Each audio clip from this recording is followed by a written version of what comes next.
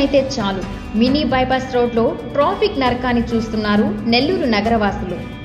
Road ఇరువైపులా బారులు తీరుతున్న private బస్సులతో నానా అవస్థలు పడుతున్నారు. అత్యవసర సమయాలలో అటుగా వెళ్లాలంటే ఇక అంతే సంగతులన్నమాట. రోడ్డుపైనే ప్రైవేటు వాహనాలు నిలిపివేయడంతో రాకపోకలు స్తంభించిపోతున్నాయి. మామూలు మత్తులో సంబంధిత అధికారులు ఈ సమస్యలు పట్టించుకోవడం లేదనే ఆరోపణలు వినిపిస్తున్నాయి.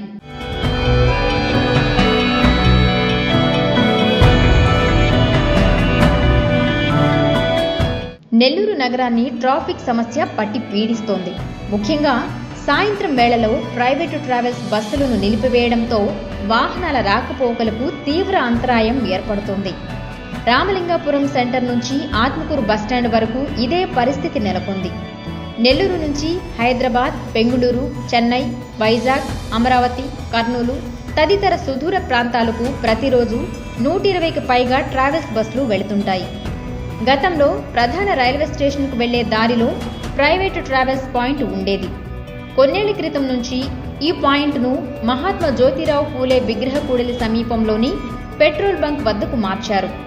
దీంతో రామలింగాపురం కూడలి నుంచి ఆత్మకూరు బస్టాండ్ ఫ్లైఓవర్ వరకు సాయంత్రం వేళ ట్రావెల్స్ బస్సులను నిలిపివేస్తున్నారు. గతంలో ఇక్కడ పెద్దగా వ్యాపార సముదాయాలు లేవు కాబట్టి ఇబ్బంది లేకుండా ఉండేది. అయితే ఇప్పుడు రహదారికి అటు ఇటు దుకాణాలు పెరిగి వాణిజ్య సముదాయంగా మారింది. నగరంలోని ట్రంక్ రోడ్డు కంటే ఇప్పుడు ఈ రహదారే అత్యంత రద్దీగా కనిపిస్తోంది.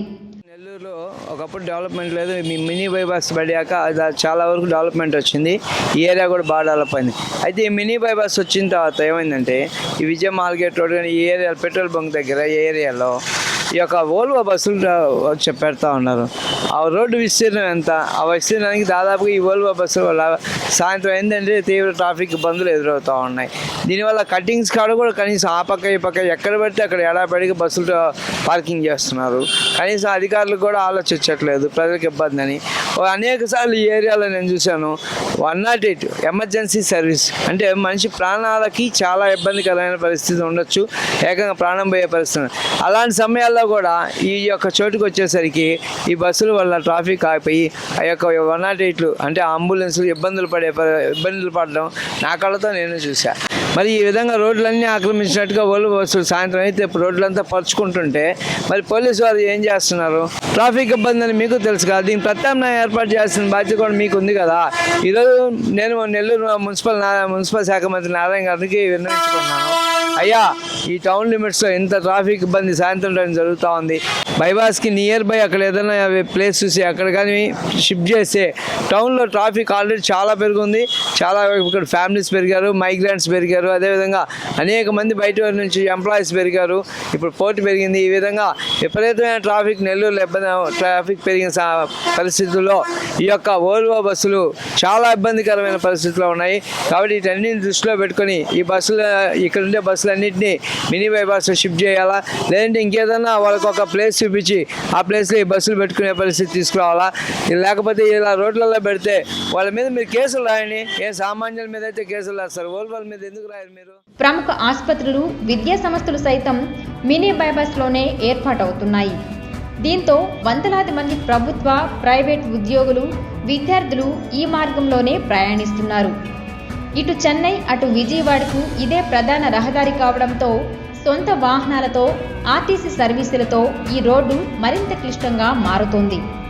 అంతటి రద్దీ రోడ్డుపై ఇప్పుడు ట్రావెల్స్ బస్సులు ఆపివేయడంతో సమస్య జటిలంగా మారింది.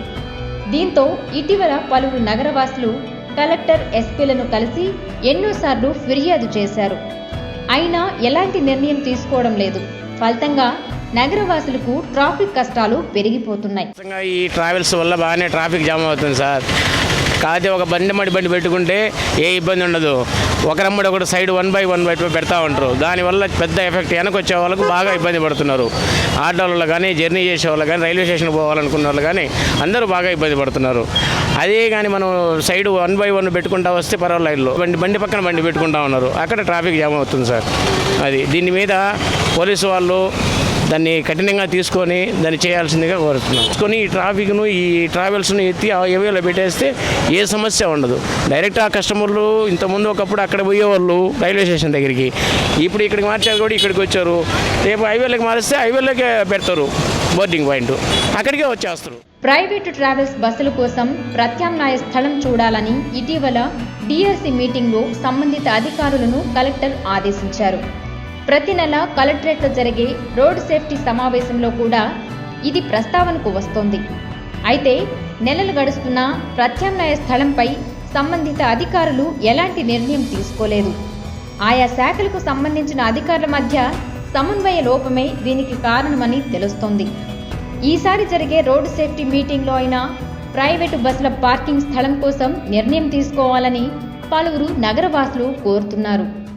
సో నెల్లూరు పరిధిలో ఏ అభివృద్ధి జరగాలన్నా కలెక్టర్ గారు, మున్సిపల్ కమిషనర్ గారు, ఎస్పీ గారు, అదేవిధంగా మున్సిపల్ శాఖ మంత్రి గారు మీరందరూ కూర్చొని ఈ యొక్క సమస్యని, ఇలాంటి సమస్యలు ఎన్ని నెల్లూరు అనేక ఉన్నాయి, వాటన్నిటికీ పరిష్కార దిశగా మీరు మార్గాలు వెతకాలి. ఈ యొక్క ఓల్బా బస్సుల విషయం అయితే ట్రాఫిక్ పోలీసులు కావచ్చు, ఎస్పీ గారు కావచ్చు, అదేవిధంగా అసలు వీటికి పర్మిషన్స్ ఉన్నాయా లేదని ఆర్టీఓ గారు కూడా క్షుణ్ణంగా పరిశీలించాలి. తీవ్ర స్థాయిలో వీలైనంత వరకు స్ట్రిక్ట్గా ఉండండి. ప్రజల పక్షాన అయితే ఏ అధికారి లేడు, కేవలం వాళ్ళ పక్షాన ఉన్నట్టు మాకు తెలుస్తా ఉంది. ఎందుకంటే ఎంత ట్రాఫిక్ ఇబ్బంది పడుతున్నా కూడా ప్రజలు మీరు ఎటువంటి చర్యలు వాళ్ళ మీద తీసుకోవట్లేదంటే దాని అర్థం ఏంటి?